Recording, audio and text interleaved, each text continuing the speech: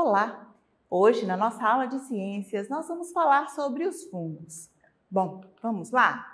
Vamos entender quem são os fungos, como que eles se alimentam, de onde eles vêm, como é todo esse processo reprodutivo deles, como que eles estão inseridos no meio ambiente onde nós também sobrevivemos e até que ponto eles influenciam esse meio ambiente em nosso benefício ou nos prejudicando.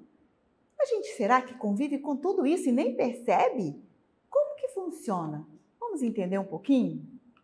Bom, eles pertencem ao reino Fungi. Eles são hoje aproximadamente 144 mil espécies que estão classificadas. E existem várias outras que não foram classificadas ainda. Quem são estas espécies classificadas? Onde elas estão inseridas? Então, elas são leveduras, o bolor, cogumelos das mais variadas cores e formas. Eles são seres heterótrofos, eucariontes, que estão em praticamente todo o ambiente por onde a gente vive. Vamos pensar um pouquinho aqui comigo. Se eles são heterótrofos, eles são capazes de produzir o seu alimento? Não, né? Eles dependem, então, de outros seres vivos para que eles sobrevivam. Gente, eles são serzinhos microscópicos, porém de extrema importância, porque eles fazem todo um equilíbrio na natureza que a gente nem percebe. Vamos pensar e entender como que funciona esse equilíbrio. Olha só, eles vão estar lá no meio do ambiente e vão se organizar na decomposição de algumas matérias, eles vão estar produzindo material orgânico para que as outras espécies, as outras plantas ao redor consigam também sobreviver. Mas não é só isso não. Como que está dividido então este reino Fungi? Então nós temos 5 divisões, nós temos 5 filos que estão dentro do reino. Então nós temos os citridiomicetos, ascomicetos, basidiomicetos, zigomicetos, deuteromicetos. Professora, que tanto de nome estranho, como que a gente sabe tudo isso? Gente, nada mais são do que o bolor que a gente acha lá no pão que ficou mais tempo e uma fruta que ficou na fruteira e começou a entrar em estado de decomposição. Ah, tem este aqui, olha, que a gente muitas vezes vê lá na árvore perto de casa e não sabe o nome correto. E a gente chama de orelha de pau. Fora estes que estão no nosso convívio, nós temos também outros vários cogumelos que fazem parte, alguns, da nossa alimentação. Porém, outros são extremamente tóxicos e não podem ser ingeridos pelos seres humanos. Mas tem toda a sua função no meio ambiente quando fazem esse processo de decomposição e melhoram a captura de alguns nutrientes que as plantas precisam, que estão inseridos neste solo. Então, eles são importantes sim para a nossa natureza e trazem para a nossa natureza um equilíbrio, ok? Como que eles são classificados? Como que eu sei como que funciona essa classificação deles? Lembra que a gente conversou sobre a questão das classificações e nós falamos que cada espécie é classificada devido às características que eles têm? Pois bem, nos fungos também funciona assim. Eles são classificados devido a algumas características e aí agrupados nos devidos espaços deles. Vamos lá. Bom, nós temos os fungos saprófagos. Quem são os saprófagos? Eles são aqueles que obtêm o seu alimento de organismos mortos. Um animal que morreu, uma planta que caiu o fruto ou as folhas que caíram no solo e que começaram a entrar em estado de decomposição, Aí os fungos saprófagos entram e fazem esse processo de alimentação a partir deles. Outros fungos são os fungos parasitas.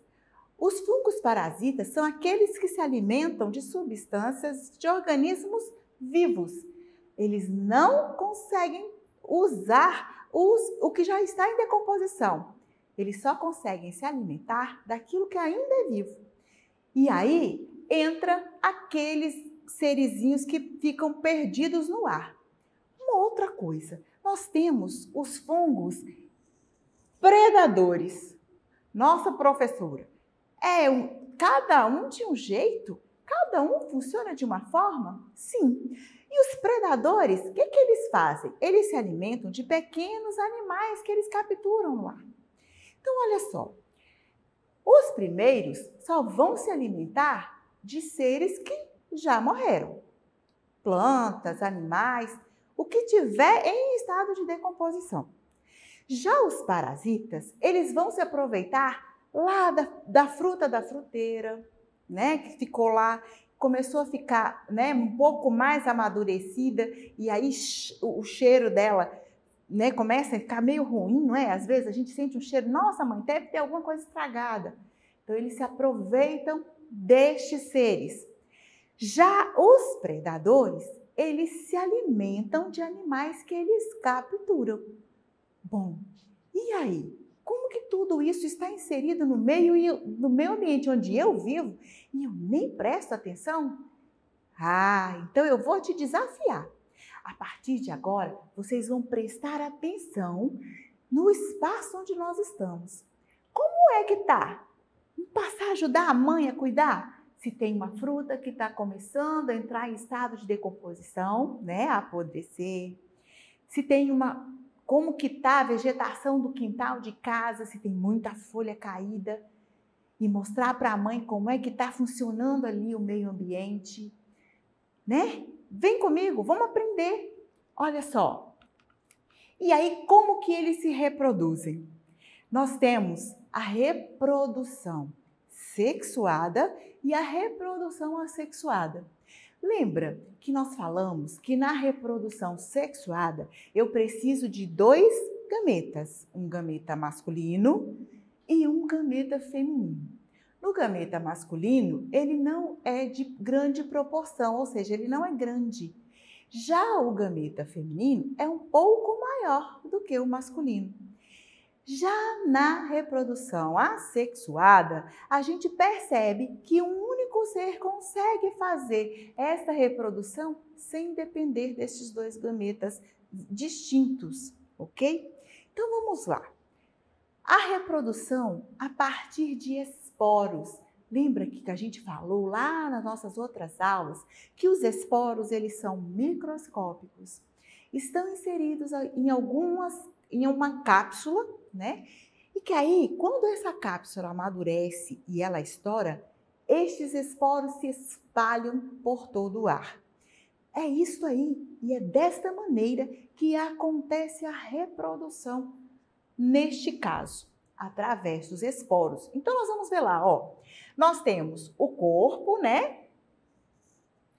A partir da fusão entre os gametas dentro do mesmo espaço, aí nós vamos ter uma fase que eu chamo de zigótica, aonde aconteceu essa fusão. Lembra que a gente produz zigoto? E quando um encontra com o outro e existe essa fusão, a gente vai ter a meiose zigótica, ou seja, o zigoto está se formando para acontecer o embrião. E aí começa todo um processo de formação. Nós vamos ter os basidiosporos, a liberação desses basídios e todo o processo se recomeça. Então a gente começa toda uma formação dentro dos esporos. Eles são liberados. A partir dessa liberação, acontece uma fusão destes esporos, né? Eles se encontram e aí entra dentro do espaço do outro, fazendo uma fusão, e aí acontece toda essa magia da reprodução através dos esporos. Nossa, professora, é muito nome difícil. A gente não precisa gravar, a gente precisa aprender. Como que funciona este processo? Bom, então como que acontece toda essa magia? O pão que ficou lá, o pão ele é feito a partir da mistura da levedura, né, do fermento, que faz todo esse processo de fermentação. Então, ele nada mais é do que um fungo que nos serve de alimento. Nós podemos ingerir, senão eles não eram usados dentro do nosso pão ali para nos alimentar.